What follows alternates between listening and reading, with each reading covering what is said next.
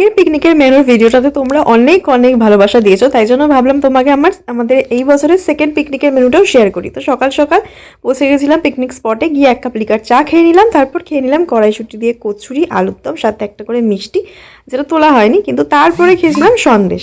তারপরে আমাদের জন্য নিয়ে চলে এলো একদম গরম গরম পকোড়া, চিকেন পকোড়া আর তোপসে ফ্রাই, তার সাথে ছিল কফি। সেই কফিটাও আমি পরে খেয়েছিলাম বলে আর ভিডিও করা হয়নি।